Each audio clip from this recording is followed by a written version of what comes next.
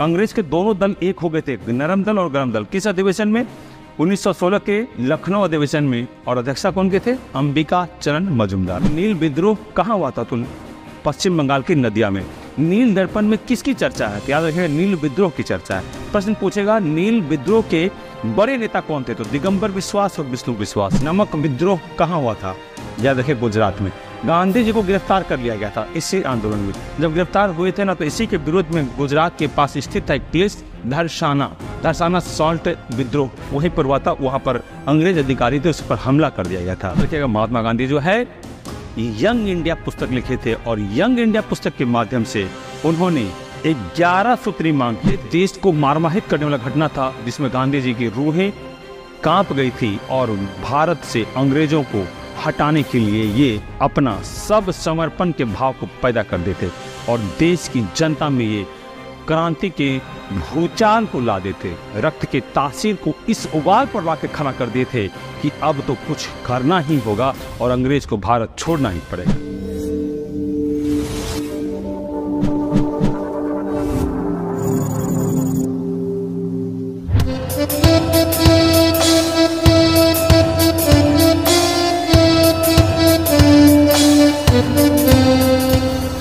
Hello दोस्तों, कैसे हैं? मैं रवि प्रकाश। आप सभी लोगों का डिस्कवरी एकेडमी के यूट्यूब परिवार में हार्दिक स्वागत है, वंदन है और क्रांतिकारी इस्तकबाल है। जैसा कि आप सभी लोग जानते हैं कि बिहार शिक्षक प्रारंभिक परीक्षा जिसका एग्जाम बहुत नज़दीक आ गया दोस्तों, परेशान होने की बिल्कुल बात नहीं है। इस एग्जाम की तैयारी बीपीएससी कंडक्ट कराएगी और बहुत जल्द अब इसका एडमिट कार्ड भी इशू होने वाला है। तो 24 अगस्त के लिए आप लोगों को ढेर सारी शुभकामनाएं। उसी कड़ी में महा मैराथन क्लास जो संभावित क्वेश्चनों का सीरीज आ रहा है, उसी कड़ी में हम लोग चलते हैं नेक्स्ट वीडियो की ओर। आधुनिक भारत के इतिहास का यह वीडियो है जो आप लोगों के लिए काफ़ी लाभप्रद सिद्ध होगा। चलिए देखते हैं दोस्तों आज के प्रश्न के सीरीज को। टॉप 30 प्रश्न को लिया गया है और आधुनिक भारत में कुल मिलाकर दोस्तों अभी तक हम लोगों ने लगभग 300 प्रश्नों के सीरीज को कंप्लीट कर चुका है आज को मिलाकर। कल से दोस्तों आप लोगों को बिहार स्पेशल का भी वीडियो मिलने लगेगा समय से। साथ ही साथ दोस्तों अगर आप लोग चैनल पर नए हैं और देखना शुरू कर दिए हैं तो चैनल को लाइक, शेयर और सब्सक्राइब करें। चलिए दोस्तों शुरू करते हैं आज के इस सेशन को।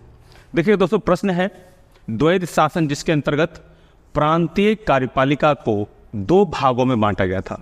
कुछ नहीं करना है, प्रांतीय कार्यपालिका का विभाजन हुआ था, 2 भागों में किया गया था। तो वो किससे, यानी द्वैध शासन की बात किया जा रहा है, तो वो होगा मॉन्टेग्यू चेम्सफोर्ड सुधार। कब हुआ था दोस्तों? ये 1919 ईस्वी में। कुछ नहीं, याद ध्यान रखिएगा, 1919 ईस्वी में प्रांतीय कार्यपालिका का विभाजन जो हुआ था द्वैध शासन के रूप में हुआ था दोस्तों 1919 ईस्वी में। ये ध्यान रखिएगा और इसीलिए इसका उत्तर क्या होगा? भारत शासन अधिनियम 1919। आप लोगों को मैं बताते चलो दोस्तों, इस अधिनियम का एक नाम है भारत शासन अधिनियम 1919। तो इसका उत्तर क्या होगा? बी। चलिए दोस्तों अब देखते हैं ए, सी और डी क्यों नहीं होगा। चलिए दोस्तों नीचे से देखते हैं। साइमन आयोग ये क्यों नहीं होगा? ये 1927 में आया था और दोस्तों ये साइमन कमीशन था। साइमन कमीशन में क्या हुआ था दोस्तों, ये याद रखिएगा कि साइमन कमीशन में हुआ था कि साइमन आयोग के जितने भी मेंबर थे ना दोस्तों, उसके सभी सदस्य अंग्रेज थे, भारतीय नहीं थे। इसीलिए इसका विरोध हुआ था और बड़े पैमाने पर इसका पूरे संपूर्ण भारत में विरोध किया और लाला लाजपत राय इसी में सबसे वो साइमन बैक का नारा भी दिए थे। चलिए दोस्तों इसमें देखते हैं नेक्स्ट, मार्ले मिंटो सुधार। मार्ले मिंटो सुधार 1909 में आया था दोस्तों। कब आया था दोस्तों? 1909 में। इससे हम लोग भारत शासन अधिनियम भी कहते हैं। याद है दोस्तों, मैं पहले भी लेक्चर दे चुका हूं कि मार्ले मिंटो सुधार में पहली बार आरक्षण व्यवस्था की बात की हुई थी सांप्रदायिक निर्वाचन में। इसमें सबसे पहले आरक्षण मुसलमान वर्ग को मिला था। याद रखिएगा दोस्तों, किसे मिला था? मुसलमान वर्ग को मिला था। इसी से प्रभावित होकर इस अधिनियम में 4 वर्ग को मिला था आरक्षण। किसे किसे? सिख को मिला था, यूरोपियों को मिला था, भारतीय ईसाई को मिला था एंड आंग्ल भारतीय को मिला था। अब आते हैं इस पर, भारत शासन अधिनियम 1935। ये बहुत इंपॉर्टेंट अधिनियम है। इस अधिनियम का 70% हिस्सा भारत के संविधान में लिया गया दोस्तों। इस अधिनियम को भी भारत सरकार अधिनियम कहते हैं। यह अधिनियम में भी आरक्षण की बात हुई थी। शुरुआत हुई 1909 में। यहाँ पर 1 वर्ग को मिला मुसलमान को, यहाँ पर 4 वर्ग, जिसमें सिख के बारे में करोड़ों बार पूछा गया है। और यहाँ पर 3 वर्ग को, दलित, महिला और श्रमिक को, ये ध्यान में रखेंगे। मार्क्सिस्ट के बारे में बहुत बता चुका हूँ कि अध्याय देश की शक्ति इसी से है, और बर्मा हमारे भारत से अलग हुआ इसी अधिनियम से हुआ था। भारत देश में सर्वोच्च न्यायालय की, संघीय न्यायालय की स्थापना हुई थी, 1 अक्टूबर 1933 से काम करना प्रारंभ किया था, इसी अधिनियम से हुआ था। ये बातों को हम लोग ध्यान में रखेंगे। बाकी इस प्रश्न का उत्तर क्या होगा? मॉन्टेग्यू चेम्सफोर्ड सुधार। चलते दोस्तों नेक्स्ट प्रश्न की ओर बढ़ते हैं और देखते हैं।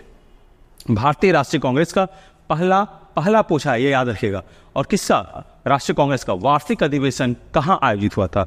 1886 मुंबई, गलत है। 1885 बिल्कुल सही है। ये उसका उत्तर क्या होगा दोस्तों? 1885 में। कलकत्ता नहीं होगा। 86 दिल्ली नहीं होगा। उत्तर क्या होगा दोस्तों? 1885। कई मरतबा मैं लेक्चर दे चुका हूँ मुंबई के अधिवेशन का, और 6 अधिवेशन का ट्रिक भी दे चुका हूँ, बक माई बक। सॉरी। नेक्स्ट देखेंगे, कलकत्ता में फोर्ट विलियम कॉलेज की स्थापना किसने किया था? बहुत इंपॉर्टेंट है दोस्तों, इस प्रश्न का उत्तर देखिएगा। ऑप्शन देखिएगा, वारन हेस्टिंग है, लॉर्ड वेलेस्ली है, लॉर्ड कॉर्नवालिस है, और इनमें से कोई नहीं है। फोर्ट विलियम कॉलेज कहाँ पर होता है दोस्तों? कलकत्ता में। याद रखिएगा दोस्तों, बहुत इंपॉर्टेंट है। फोर्ट विलियम कॉलेज की स्थापना कहाँ हुई थी? कलकत्ता में। और आपको यह बताते चलूँ कि ये इसमें सबसे बड़ी भूमिका किसी थी, तो याद रखिएगा लॉर्ड वेलेस्ली का था। बहुत इंपॉर्टेंट है।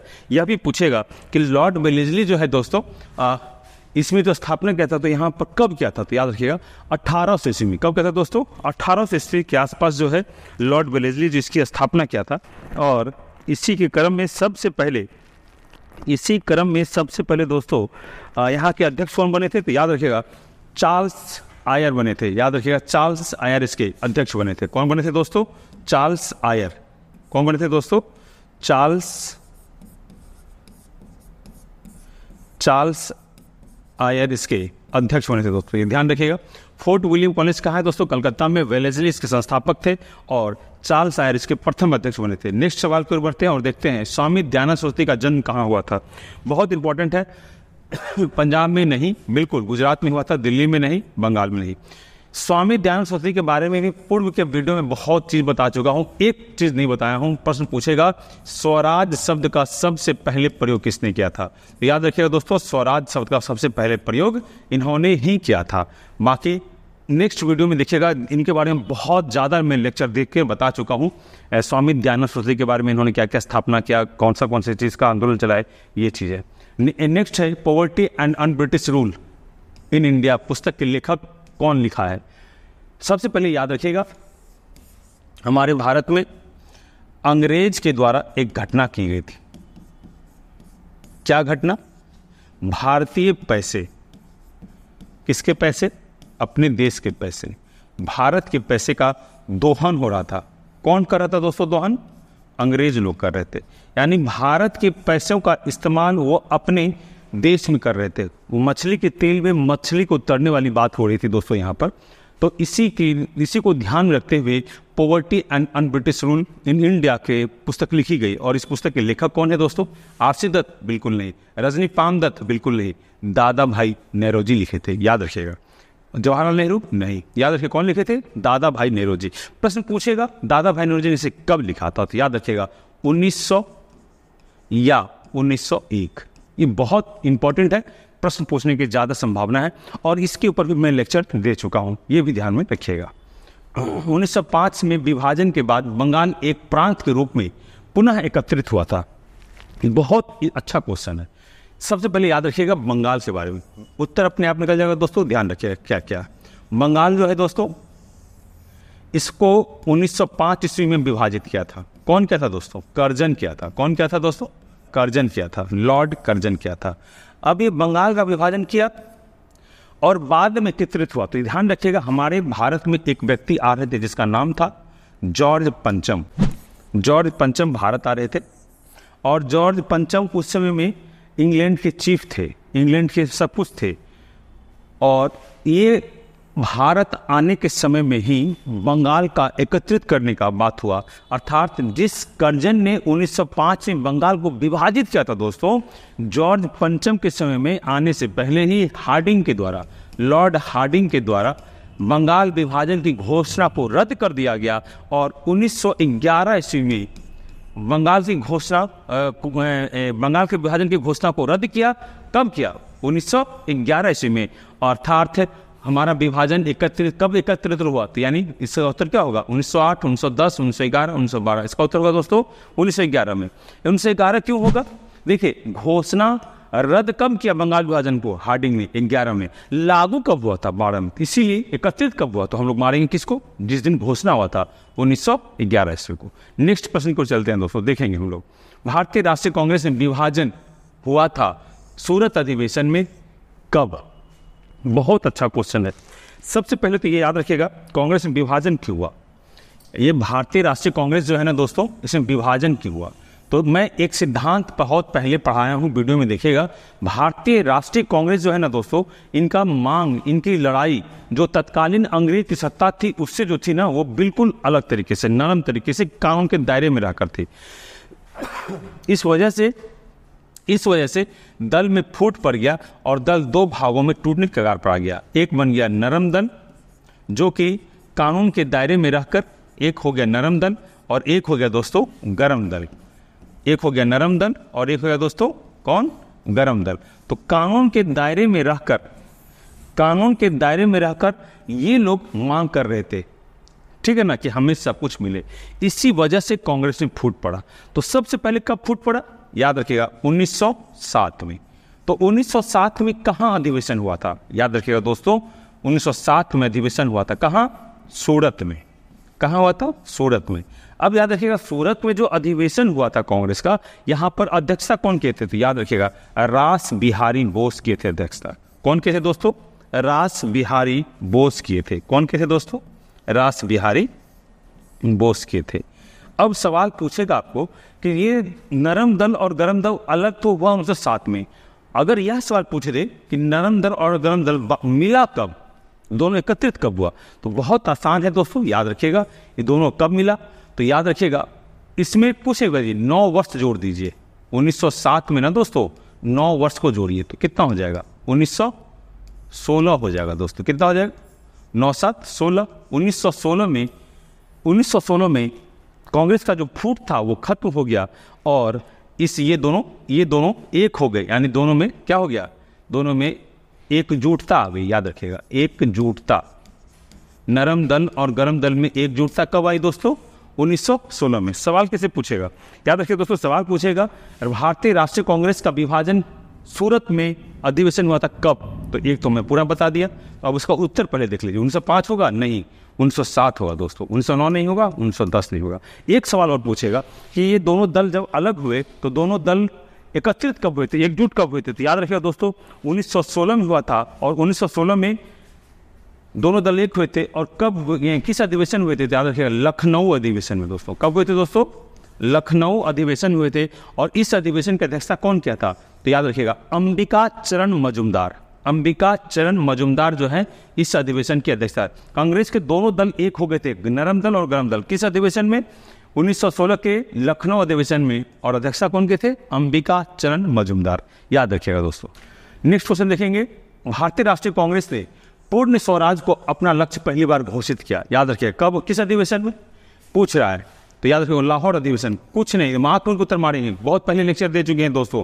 अमृतसर नहीं होगा, अंबई अधिवेशन नहीं होगा, कराची नहीं होगा, क्या होगा? लाहौर अधिवेशन में पूर्ण स्वराज का घोषणा किया था। इस पर हम बहुत लेक्चर दे चुके हैं। भगत सिंह सदस्य थे दोस्तों, बहुत इंपॉर्टेंट सवाल है। National socialist Republican army, Hindustan socialist Republican arm के, भारत रिपब्लिकन सोशलिस्ट आर्मी के, हिंदुस्तान रिपब्लिकन सोशलिस्ट आर्मी के। आप लोग दोस्तों का सदस्य उसका उत्तर दीजिएगा। इसका उत्तर होगा दोस्तों हिंदुस्तान सोशलिस्ट रिपब्लिकन आर्मी। यहाँ आर्मी होगा दोस्तों, ये थोड़ा सा अशुद्ध लिखा हुआ है, ध्यान रखिएगा। यहाँ आर्मी होगा, आर्मी के। तो इसका उत्तर क्या होगा? Hindustan socialist Republican army. Next सवाल पर बढ़ेंगे। इस पर भी मैं दोस्तों लेक्चर पहले बहुत सारा दे चुके हैं वीडियो में, ये ध्यान रखिएगा। नेक्स्ट, नील दर्पण के लेखक। ये भी सवाल बहुत जबरदस्त है और अपने आप में यह सवाल काफी इंपॉर्टेंट है। सवाल पूछेगा, यहाँ पर तो लेखक पूछा है, तो लेखक हम बताएंगे, लेकिन पहले याद रखिए नील दर्पण क्या था। तो याद रखिएगा दोस्तों ये नाटक था। क्या था दोस्तों? ये नाटक था। इसके लेखक कौन है? तो याद रखिएगा दीनबंधु मित्र। देखिए तो कहीं है इसमें दीनबंधु मित्र? बिल्कुल है। क्वेश्चन नंबर 20 का उत्तर होगा। दीनबंधु मित्र लिखे थे, क्या लिखे थे? नील दर्पण लिखे थे। इसका अंग्रेजी में अनुवाद बोल कराया था, मैं वो लेक्चर दिया, वो फिर से बोल देता हूँ, मधुसूदन दत्त कराए थे। पूछेगा नील विद्रोह कहाँ हुआ था? नील विद्रोह कहाँ हुआ था? तो पश्चिम बंगाल की नदिया में। नील दर्पण में किसकी चर्चा है? तो याद रखिएगा नील विद्रोह की चर्चा है। प्रश्न पूछेगा नील विद्रोह के बड़े नेता कौन थे? तो दिगंबर बिश्वास और विष्णु बिश्वास। ये सभी बातें ध्यान में रखेंगे। नेक्स्ट सवाल को बढ़ते हैं। गदर पार्टी के संस्थापक, बहुत इंपॉर्टेंट है, इसका आंख मूंद कर उत्तर मार दीजिए, लाला हरदयाल। दोस्तों बहुत इजी है, इसके बारे में मैं लेक्चर दे चुका हूं। इसका उत्तर क्या होगा दोस्तों? लाला हरदयाल। नेक्स्ट क्वेश्चन की ओर बढ़ेंगे। देखिएगा लाला लाजपत राय संबंधित थे, बहुत जबरदस्त सवाल है ये। भारतीय राष्ट्रीय कांग्रेस से बिल्कुल सही है, संबंधित थे। दूसरा आर्य समाज से बिल्कुल सही है ना। सी, एक एवं दो दोनों से, याद रखिएगा दोस्तों इसका उत्तर होगा सी, दोनों से। लाला लाजपत राय भारतीय राष्ट्रीय कांग्रेस से भी संबंधित थे और आर्य समाज से भी संबंधित थे, याद रखिएगा, ये बहुत इंपॉर्टेंट है। बाकी लाला लाजपत राय के बारे में डिस्क्रिप्टिव लेक्चर में पहले भी दोस्तों दे चुका हूं। नेक्स्ट सवाल देखिएगा, गांधी जी ने सविनय अवज्ञा आंदोलन का आह्वान कब किया था? तो पहले तो याद रखिएगा सविनय अवज्ञा आंदोलन हुआ कब था? तो याद रखिएगा दांडी मार्च के बाद हुआ था। कौन मार्च के बाद? दांडी मार्च के बाद आंदोलन हुआ था। दांडी मार्च कब हुआ था? याद रखिएगा 1930 में हुआ था। और दांडी मार्च खत्म कब होगा? 6 अप्रैल को होगा। 6 अप्रैल 1930 को दांडी मार्च खत्म होता है और उसके बाद ही सविनय अवज्ञा आंदोलन शुरू होता है। और सविनय आंदोलन 1930, देखिए क्या उत्तर होगा? 1930। सविनय अवज्ञा आंदोलन कब शुरू होगा दोस्तों? 1930 में। यानी नमक आंदोलन, सॉल्ट लेक, याद रखिएगा सॉल्ट लेक, याद रखिएगा दोस्तों 1930 में हुआ था। अंग्रेजों के नमक कानून के खिलाफ ये नीति हुआ था दोस्तों, ये ध्यान में हम लोग रखेंगे। नेक्स्ट सवाल की ओर बढ़ेंगे, उससे पहले और देख लेते हैं। जिस समय टैक्स विरोध आंदोलन हो रहा था ना दोस्तों, उसी समय एक विद्रोह हुआ था, Dharasana salt attack. Dharasana salt attack. Dharasana salt attack जो है कहां पर हुआ था? याद रखिए गुजरात में। पूछेगा धरसाना नमक विद्रोह कहां हुआ था? याद रखिए गुजरात में। गांधी जी को गिरफ्तार कर लिया गया था इसी आंदोलन में। जब गिरफ्तार हुए थे ना, तो इसी के विरोध में गुजरात के पास स्थित था एक प्लेस धरसाना सॉल्ट विद्रोह, वहीं पर हुआ था। वहां पर अंग्रेज अधिकारी थे, उस पर हमला कर दिया गया था। अब सब पूछेगा सविनय अवज्ञा आंदोलन समाप्त कब हुआ? तो याद रखिए 1931 में हुआ था। किसके प्रयास से हुआ था? तो गांधी इरविन समझौता से। याद रखिए किसके समझौता से? गांधी इरविन समझौता से हुआ था। फिर प्रश्न पूछेगा सविनय अवज्ञा आंदोलन में गांधी जी ने कितनी मांग रखी थी? याद रखिए 11 मांग को रखे थे। किस प्रस्ताव के माध्यम से? तो गांधी इरविन समझौते के माध्यम से। एक और सवाल बताते हैं दोस्तों, बहुत हॉट टॉपिक है। 11 सूत्री मांग जो किए थे वह किस पुस्तक से मांग किए थे? याद रखिएगा महात्मा गांधी जो है यंग इंडिया पुस्तक लिखे थे और यंग इंडिया पुस्तक के माध्यम से उन्होंने 11 सूत्री मांग किए थे। बहुत इंपॉर्टेंट है, बहुत पुस्तकों में 12 मिलेगा, आपको मारना है सिर्फ और सिर्फ 11। नेक्स्ट 14 नंबर क्वेश्चन की ओर बढ़ेंगे। भारतीय राष्ट्रीय कांग्रेस ने भारत छोड़ो का प्रस्ताव, बहुत बार मैं बता चुका हूं, इसका उत्तर क्या होगा दोस्तों? बंबई में होगा। कहां होगा दोस्तों? बंबई में। नेहरू लाए थे भारत छोड़ो प्रस्ताव पारित किया था, कहां पर दोस्तों? बंबई में। पंडित जवाहरलाल नेहरू लाए थे। और प्रस्ताव कौन लाया? पूछेगा कौन लाया प्रस्ताव भारत छोड़ो आंदोलन 1942 का? तो नेहरू लाए थे। उसको समर्थन कौन दिया था? सरदार पटेल। और उसको घोषणा कब किया था? तो महात्मा गांधी 9 अगस्त 1942 ईस्वी को। और उसी दिन नारा दिए थे करो या मरो का। तो ध्यान में हम लोग रखेंगे दोस्तों 14 नंबर इस प्रश्न को। नेक्स्ट प्रश्न देखेंगे हम लोग, कैबिनेट मिशन से संबंधित है दोस्तों। कैबिनेट मिशन योजना में कौन प्रस्तावित नहीं था? बहुत जबरदस्त सवाल है ये दोस्तों, याद रखिए। सबसे पहले याद रखिए कैबिनेट मिशन था क्या? याद रखिए कैबिनेट मिशन योजना क्या था? याद रखिए कैबिनेट मिशन दोस्तों, इंग्लैंड में बहुत अच्छी बात मैं बता रहा हूं, द्वितीय विश्व युद्ध के बाद इंग्लैंड में दूसरे वर्ल्ड वॉर के बाद जो है वहां की सरकार गिर गई। वहां की सरकार जब गिरी तो वहां चुनाव हुआ और उस चुनाव में क्लेमेंट एटली की सरकार बनी और वह सरकार थी लेबर पार्टी की सरकार। किसकी सरकार थी? Labour party. अब इसी पार्टी की सरकार के एक व्यक्ति पीएम बने जिसका नाम था एटली। क्या नाम था दोस्तों? क्लेमेंट एटली पीएम बने। अब ये सवाल उठता है, एटली जो पीएम बने तो इन्होंने अपना कैबिनेट बनाया और उसी कैबिनेट से 3 सदस्य को चुने, Lord Pethick Lawrence, A V Alexander and sir Stafford Cripps. और इन तीनों को ही अपने कैबिनेट से इंडिया भेजे, इसीलिए नाम पड़ा कैबिनेट मिशन। क्या नाम पड़ा दोस्तों? Cabinet mission. अब सवाल पूछेगा कैबिनेट मिशन भारत कब आया? तो याद रखिएगा 23 मार्च 1942 ईस्वी को। इसका आने का उद्देश्य क्या था दोस्तों? तो ये ध्यान रखिएगा, इसका आने का उद्देश्य क्या था? भारतीय संघ का निर्माण करना, बिल्कुल सही है। अंतरिम सरकार की स्थापना करना, बिल्कुल सही है। संविधान सभा के लिए चुनाव कराना, बिल्कुल सही है। पाकिस्तान का निर्माण करना, ये गलत है, ये गलत है। इसका उत्तर क्या होगा दोस्तों? ई होगा। इसमें तीनों सही है, ये तीनों सही है दोस्तों। अंतिम सरकार का स्थापना, संविधान सभा, इसीलिए दोस्तों याद रखेंगे इसका उत्तर क्या होगा? एक से अधिक ई ऑप्शन इसमें नहीं है दोस्तों, याद रखेंगे। नेक्स्ट क्वेश्चन को बढ़ेंगे 16 नंबर। बंगाल विभाजन के विरोध में कौन सा आंदोलन छेड़ा गया था? बहुत इजी। बंगाल विभाजन कौन किया? लॉर्ड कर्जन के 1905 में किए। उसी के विरोध में 1905 ईस्वी में भारत में एक आंदोलन छेड़ा गया, स्वदेशी आंदोलन। स्वदेशी आंदोलन छेड़ा गया था दोस्तों। ये कौन सा उत्तर होगा? स्वदेशी आंदोलन। बाकी असहयोग आंदोलन कब हुआ था? याद रखिएगा 1920 में। सविनय कब हुआ था दोस्तों? 1930 में। ये तो होना ही नहीं है, उत्तर क्या होगा? स्वदेशी आंदोलन। स्वदेशी आंदोलन कब हुआ था दोस्तों? 1905 में। ठीक है। दिल्ली चलो का नारा संबंधित है इंडियन नेशनल आर्मी से, नेशनल रिपब्लिकन आर्मी से, हिंदुस्तान रिपब्लिकन आर्मी से, इनमें से कोई नहीं। बहुत इंपॉर्टेंट है ये। दिल्ली चलो का नारा किसने दिया था? तो याद रखिए दोस्तों, दिल्ली चलो का नारा जो है सबसे पहले जो है इंडियन नेशनल आर्मी के द्वारा दिया गया था। याद रखिएगा दोस्तों, आज़ाद हिंद फौज। याद रखिएगा ये नारा इंडियन नेशनल आर्मी के साथ, किसके साथ मिलकर? आज़ाद हिंद फौज, आज़ाद हिंद फौज, आज़ाद हिंद फौज, ये दोनों इंडियन नेशनल आर्मी और आज़ाद हिंद फौज, ये दोनों मिलकर जो है दिल्ली चलो का नारा दिया था। कब दिया था दोस्तों? याद रखिएगा 1943 ईस्वी में दिया था। कब दिया था? 1943 ईस्वी में दिया था। ये ध्यान में हम लोग रखेंगे। नेक्स्ट सवाल की ओर बढ़ेंगे। सवाल क्या है दोस्तों नेक्स्ट? बक्सर का युद्ध कब हुआ था? बहुत इंपॉर्टेंट है, इसके बारे में मैं लेक्चर दे चुका हूँ। 22 अक्टूबर 1764 ईस्वी को। कब हुआ था दोस्तों? 22 अक्टूबर 1764 ईस्वी को। किस घटना को राष्ट्रीय स्वतंत्रता के लिए मुस्लिम युद्ध के रूप में जाना जाता है? बहुत जबरदस्त क्वेश्चन। हालांकि इसके बारे में बहुत पहले मैं बोल चुका हूँ। मोपला विद्रोह। अलीगढ़ आंदोलन नहीं होगा, वहाबी आंदोलन नहीं होगा। इसका उत्तर क्या होगा दोस्तों? मोपला विद्रोह। ये हुआ कहा था दोस्तों? याद रखेंगे, केरल में। इसे ही मुस्लिम आंदोलन, मुस्लिम युद्ध के रूप में जाना जाता है। नेक्स्ट क्वेश्चन देखेंगे 20वां। बंगाल विभाजन को किसके समय उलट दिया गया? अभी मेरे लेक्चर को याद रखिएगा तो लॉर्ड हार्डिंग का नाम लिए थे। कर्जन लागू किया था, हार्डिंग हटाया था। देखिए तो हार्डिंग है क्या दोस्तों? हाँ है, बी नंबर है, याद रखिएगा। कब किया था? 1911 ईस्वी में दोस्तों। नेक्स्ट सवाल की ओर बढ़ेंगे। सवाल देखिएगा दोस्तों, किस घटना ने गांधी जी को भारत के स्वतंत्रता संग्राम के क्षेत्र में लाकर खड़ा कर दिया? याद रखिएगा, ये बहुत इंपॉर्टेंट घटना है।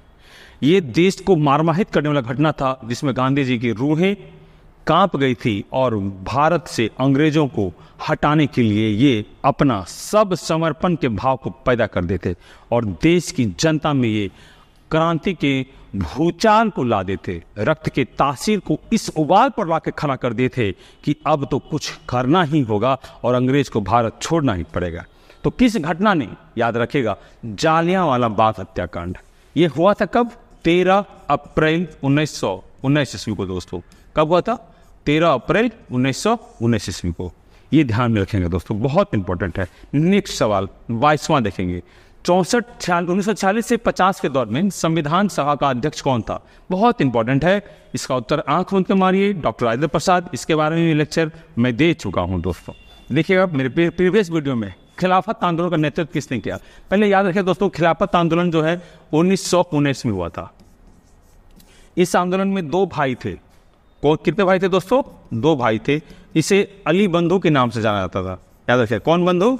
अली बंधु के नाम से जाना जाता था। तो कौन कौन था दोस्तों? एक शौकत अली थे।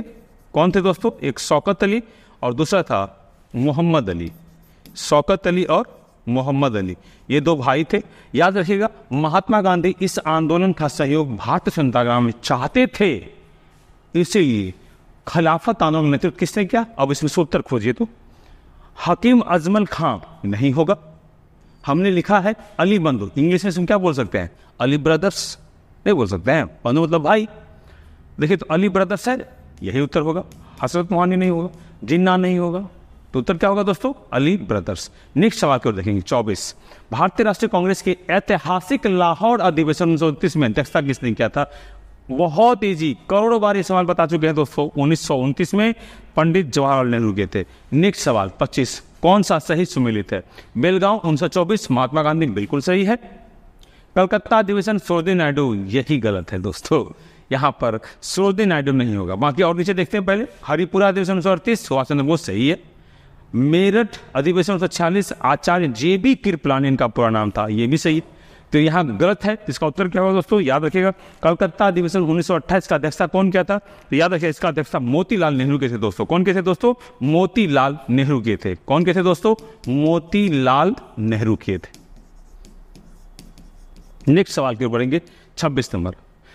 भारतीयों ने साइमन कमीशन का बहिष्कार क्यों किया। अभी थोड़ी देर में पहले बताया हूं कि साइमन कमीशन जो आया तो उसमें प्रस्ताव रखा गया था इसके सभी मेंबर जो होंगे अंग्रेज के होंगे, अंग्रेजी सदस्य होंगे, इसीलिए इसका बड़े पैमाने पर बहिष्कार किया गया था। तो देखिए तो इसमें कहाँ से ये जो मैं लाइन बोला वो कहीं है क्या, इसमें पढ़ता हूं मैं, क्योंकि इसका उद्देश्य भारत की समस्या को सुलझाना। ये कभी नहीं था, पगला लोग करता कभी ऐसा कभी नहीं करता।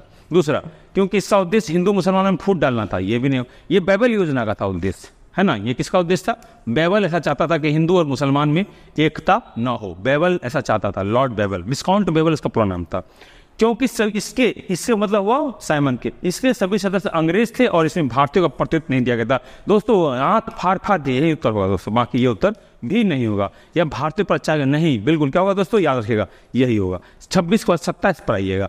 वर्ष 1918 की अहमदाबाद मजदूर हड़ताल का नेतृत्व किसने किया था, सरदार वल्लभ भाई पटेल, बिल्कुल नहीं। ये अहमदाबाद मजदूर को ऐसे भी आप ले लीजिए, अहमदाबाद मील आंदोलन, मील आंदोलन याद रखिएगा दोस्तों। कौन सा आंदोलन, मील आंदोलन।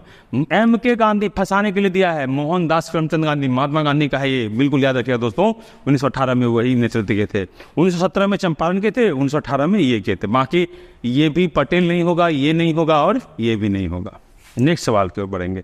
भारतीय राष्ट्रीय कांग्रेस की कार्य समिति ने भारत छोड़ो प्रस्ताव कहां पारित किया था। बहुत जबरदस्त क्वेश्चन है दोस्तों। भारतीय राष्ट्रीय कांग्रेस की कार्य समिति ने भारत छोड़ो प्रस्ताव, याद रखिएगा दोस्तों, भारत छोड़ो प्रस्ताव का मतलब हुआ 1942 के भारत छोड़ो आंदोलन से। एकदम बिल्कुल गलती मत कीजिएगा, और ये बहुत डेप्थ का प्रश्न है। आंदोलन का बैठक हुआ था मुंबई में, वहां पर प्रस्ताव लाया गया था, लेकिन उससे पहले क्या पूछ रहा है, भारत छोड़ो प्रस्ताव कांग्रेस की किस कार्य समिति ने कहां पर किया था। तो याद रखिए दोस्तों, वर्धा होगा, सूरत नहीं, बिहार नहीं, कलकत्ता नहीं, क्या हुआ दोस्तों, वर्धा। वर्धा के बाद कहां हुआ था दोस्तों, तो मुंबई में हुआ था दोस्तों। जवाहरलाल नेहरू जो इसके प्रस्ताव को लाए थे और सरदार पटेल जो है उसको अपना अनुमति दिए थे, और उसके बाद 9 अगस्त 1942 को भारत छोड़ो आंदोलन शुरू हो गया था। Next 29 number question. Hardayal Baba Harnam Singh, Tundilat, Baba Sohan Singh Bhakna और गुरदेव सिंह जुड़े थे किससे। प्रश्न पूछ रहा है ये कि ये तमाम व्यक्ति लोग किससे जुड़े थे, ये ध्यान रखिएगा दोस्तों, ये किससे जुड़े थे, इंडिया इंडिपेंडेंस लीग से। दूसरा क्वेश्चन है नौजवान भारत से। तीसरा है दोस्तों गदर आंदोलन से, और चौथा है अकाली दल से। तो याद रखिएगा दोस्तों, इसका उत्तर होगा सोहन सिंह भकना, बाबा हरनाम सिंह, जिसको डुलियाट भी कहा जाता था, और बाबा हरदयाल, ये गदर आंदोलन से थे, याद रखिएगा। नेक्स्ट प्रश्न की ओर बढ़ते हैं दोस्तों, और प्रश्न नंबर 30 की ओर जाएंगे। कम्युनल अवार्ड किसके द्वारा प्रस्तुत किया गया था, मिंटो, डलहौजी, मैकडोनाल्ड और सर स्टफोर्ड क्रिस। ये प्रश्न आज मैं आपके लिए छोड़ रहा हूं, आप इस प्रश्न का उत्तर दीजिएगा अपने कमेंट बॉक्स में। क्यों, क्योंकि यह प्रश्न के साथ ही आधुनिक भारत के इतिहास, प्राचीन भारत का इतिहास और मध्यकालीन भारत के इतिहास का सारा सीरीज कंप्लीट हो गया है। संभावित प्रश्नों की लगभग 300 प्रश्न का सीरीज कंप्लीट हो गया है। आप लोग कमेंट करके उत्तर देंगे, मैं पिन कर दूंगा उत्तर को बाद में।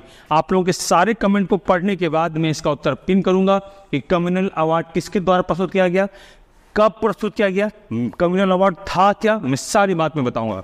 तो दोस्तों तब तक अपनी तैयारी में सुदृढ़ रूप से लगे रहिए, अपने तन मन को झोंक दीजिए और अच्छे ढंग से तैयारी। मेरी शुभकामनाएं आपके साथ हैं, आप अवश्य सफल हों। और तब तक के लिए जय हिंद, जय भारत।